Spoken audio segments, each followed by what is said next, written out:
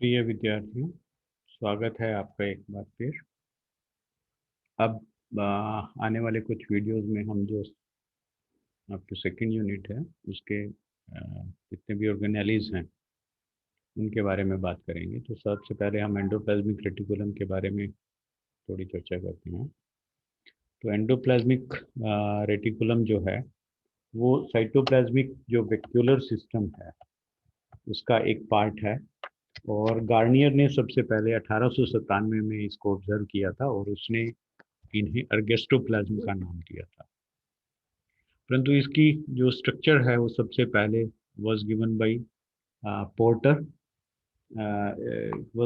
Porter Claude और Fulham ने 1945 में इसकी स्ट्रक्चर को स्टडी किया था।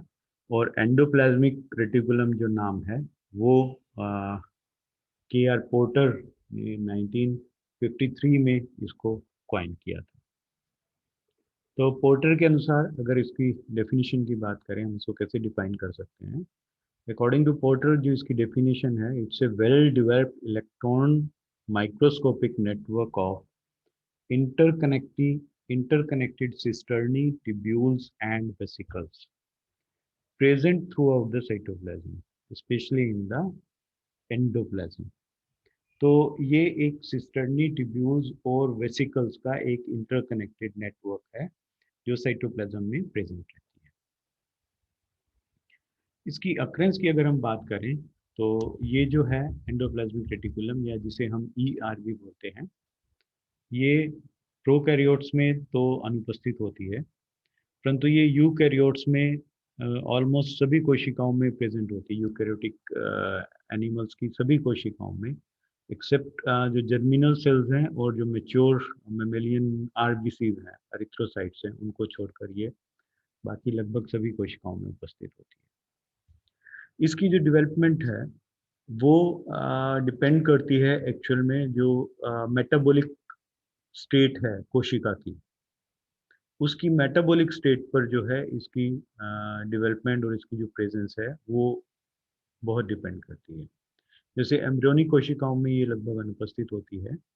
स्पर्मेटोसाइट्स में बहुत जो है ये कम विकसित होती है, केवल कुछ वेसिकल्स के रूप में उपस्थित होती है। जबकि जो मेटाबॉलिकली एक्टिव सेल्स हैं, जैसे अगर हम बात करें पैनक्रियाटिक सेल्स जो हैं या जो आपके हिपेटोसाइट्स ऑफ लिवर हैं, तो पैनक्रियाज की कोशिकाओं में और लिवर की कोशिकाओं में ये फुल्ली डिफ्रेंशिएटेड होती है और बहुत सुविकसित होती है, वेल डेवलप्ड होती है, क्योंकि ये दोनों कोशिकाएं जो हैं ये मेटाबॉलिकली बहुत एक्टिव कोशिकाएं हैं। अगर हम टोटल सरफेस एरिया की बात करें तो एंडोप्लाज्मिक रेटिकुलम का, तो 1 mm ऑफ लिवर टिश्यू जो होता है उसके अंदर जो लगभग 11 स्क्वायर मीटर टोटल जो नेटवर्क है एंडोप्लाज्मिक रेटिकुलम का, इतना लंबा 11 स्क्वायर मीटर का उसका नेटवर्क होता है, which is about 2/3 of which is of rough type. तो रफ से जो है आपके उनका लगभग 2/3 जो है पार्ट वो आपके इसके अंदर लिवर टिश्यू के अंदर पाया जाता है। एंडोप्लाज्मिक रेटिकुलम की अगर हम टाइप्स की बात करें तो मेटाबॉलिक स्टेट के डिपेंड करते हुए जो कोशिकाएं हैं, जो एंडोप्लाज्मिक रेटिकुलम है, उनको तरह की दो प्रकार में डिवाइड किया। एक कहलाती है SCR या स्मूथ एंडोप्लाज्मिक रेटिकुलम और दूसरी कहलाती है rough endoplasmic reticulum. Smooth endoplasmic reticulum को हम ए ग्रेनुलर एंडोप्लाज्मिक रेटिकुलम भी बोलते हैं और रफ एंडोप्लाज्मिक रेटिकुलम को हम ग्रेनुलर एंडोप्लाज्मिक रेटिकुलम बोलते हैं। और इनके अंदर जो मेन डिफरेंस है वो होता है प्रेजेंस और एब्सेंस ऑफ राइबोसोम्स। तो राइबोसोम्स की उपस्थिति या अनुपस्थिति की वजह से जो है आपके ये इनको स्मूथ एंडोप्लाज्मिक रेटिकुलम अगर अनुपस्थित है, और अगर उपस्थित है तो हम उसको रफ एंडोप्लाज्मिक रेटिकुलम या ग्रेनुलर एंडोप्लाज्मिक रेटिकुलम बोलते हैं। मेन डिफरेंसेस जो होते हैं इनके अंदर स्मूथ एंडोप्लाज्मिक रेटिकुलम और रफ एंडोप्लाज्मिक रेटिकुलम में, पहला मेन डिफरेंस इनके अंदर होता है मुख्यतः चार इनके अंदर राइबोसोम्स की प्रेजेंस और एब्सेंस, इनकी पोजीशन, इनके कंपोनेंट्स क्या होते हैं और कहाँ ये पाई जाती हैं, ये चार इनके अंदर डिफरेंसेस होते हैं। तो पहला स्मूथ एंडोप्लाज्मिक रेटिकुलम के अंदर राइबोसोम अनुपस्थित होते हैं और इनके अंदर जो है राइबोसोम्स प्रेजेंट होते हैं और इनको अल्फा साइटोमेम्ब्रेन भी बोलते हैं। तो जो स्ट्रैंड ने सबसे पहले इनको अल्फा साइटोमेम्ब्रेन का नाम दे दिया।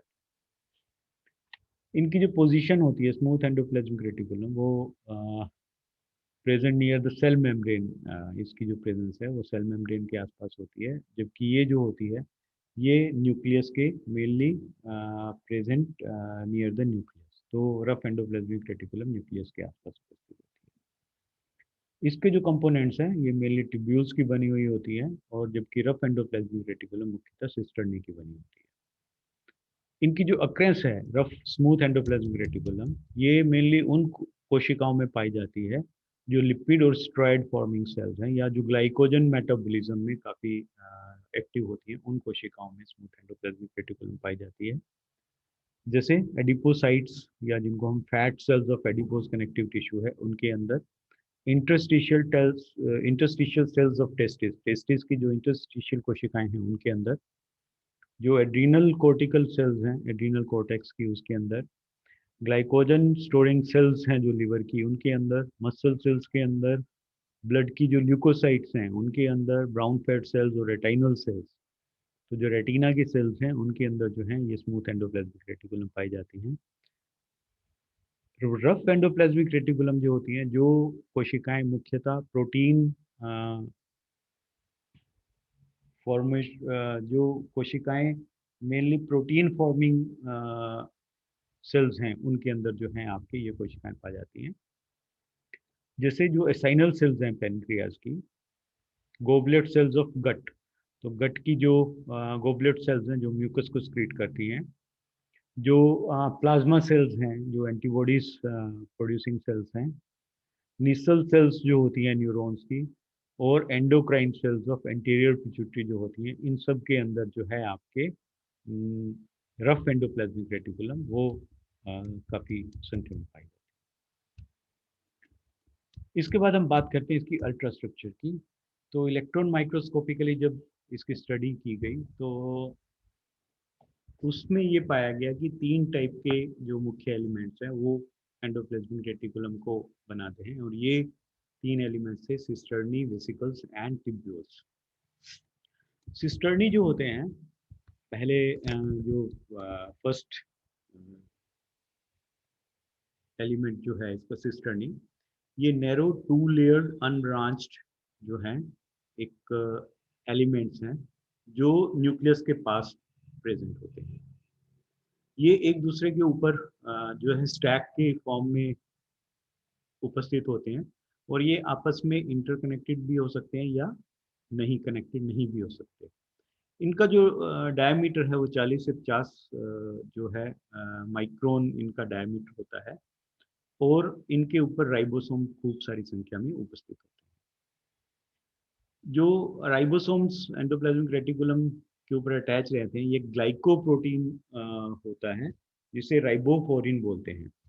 तो प्रोटीन्स की जो अटैचमेंट है एंडोप्लाज्मिक रेटिकुलम के ऊपर वो एक राइबोफोरिन प्रोटीन के द्वारा होती है and these are abundant in protein forming cells. तो जैसे ओब्वियस है क्योंकि इनके ऊपर राइबोसोम प्रेजेंट है, तो जो कोशिकाएं प्रोटीन सिंथेसाइजिंग होंगी उनके अंदर जो है आपके टफ एंडोप्लाज्मिक रेटिकुलम ज़्यादा मिलेंगे। तो each cisternae of endoplasmic reticulum has 2 surfaces. एक सरफेस जो उसकी साइटोप्लाज्म को फेस करती हुई रहती है वो आपके साइटोप्लाज्मिक या प्रोटोप्लाज्मिक सरफेस कहलाती है, जहाँ पे जो है ribosome is in direct contact with cytosol, तो साइटोसोल फेसिंग सरफेस। और दूसरी जो है वो सरफेस कहलाती है उसकी ल्यूमिनल सरफेस, मतलब जो अंदर की तरफ अंदर वाली जो सरफेस है उसकी जो साइटोप्लाज्म के अपोजिट फेस करती है, जो सिस्टर्नल स्पेस है। तो ये जो स्पेस है इनके बीच में, तो ये वाली सरफेस जो राइबोसोम प्रेजेंट है ये तो कहलाती है आपकी, यहाँ पे कर्सर मूव कर रहा हूँ मैं, ये सरफेस कहलाती है आपकी साइटोप्लाज्मिक या प्रोटोप्लाज्मिक फेस। और ये जो अंदर वाली सरफेस जो ल्यूमन है, this is the lumen of endoplasmic reticulum, तो जो ल्यूमन को फेस करती हुई सरफेस वो है, वो आपके कहलाती है आपकी ल्यूमिनल फेस। तो इनके अंदर जो होते हैं कुछ पोर्स भी होते हैं बिलो द राइबोसोम्स, यहाँ से जो ये पॉलीपेप्टाइड चेन का सिंथेसाइज करेंगे उसको ल्यूमन के अंदर, तो ये जो ल्यूमन ऑफ एंडोप्लाज्मिक रेटिकुलम है उसके अंदर इसको ट्रांसपोर्ट कर देंगे।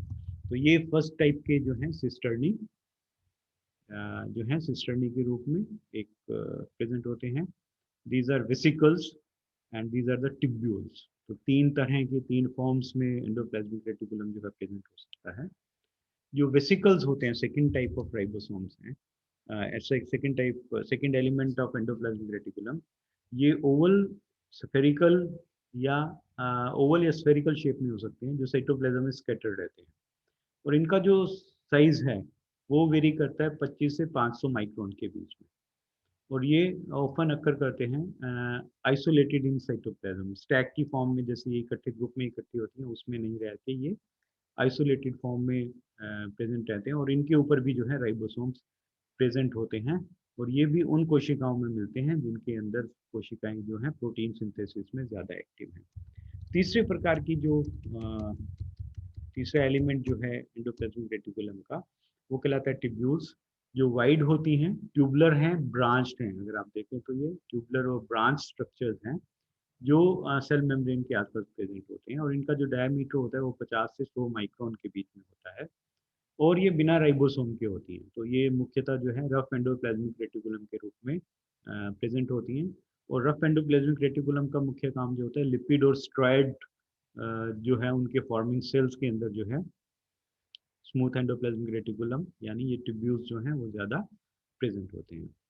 इन लिवर सेल्स के अंदर जो ये फाइन ट्यूब्यूल्स हैं, जो ग्लाइकोजन ग्रेन्यूल्स के साथ मिलकर इनको ग्लाइकोसोम्स भी बोलते हैं। तो these three types of elements of endoplasmic reticulum, ये एक कोशिका के अंदर तीनों भी हो सकते हैं, जो एक दूसरे के साथ इंटरकनेक्टेड भी रह सकते हैं या एक दूसरे से फ्री भी होते हैं। या ये दूसरी जो ऑर्गेनेलिज हैं, सेल ऑर्गेनेलिज, जैसे Golgi body, mitochondria, nuclear membrane and even cell membrane, उनके साथ भी ये मिलकर उनके साथ भी अटैच रह सकते हैं। और ये एक स्ट्रक्चर का निर्माण करते हैं जिसे हम बोलते हैं साइटोप्लाज्मिक वेक्यूलर सिस्टम।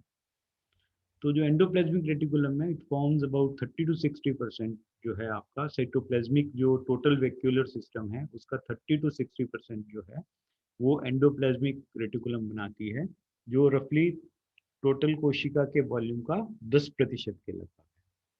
तो एंडोप्लाज्मिक रेटिकुलम के अंदर जो है एक फ्लूइड भी होता है which is called endoplasmic matrix. जो एंडोप्लाज्मिक मैट्रिक्स बोलते हैं उसको, जो फ्लूइड इनके अंदर, ल्यूमन के अंदर प्रेजेंट होता है। तो ये नेक्स्ट वीडियो में हम बात करेंगे कि इसकी मॉडिफिकेशंस क्या हैं, फंक्शंस क्या हैं, अल्ट्रा केमिकल कंपोजिशन क्या होती है, इन सब के बारे में हम जो है नेक्स्ट वीडियो में बात करेंगे। तो keep watching videos. Thank you very much.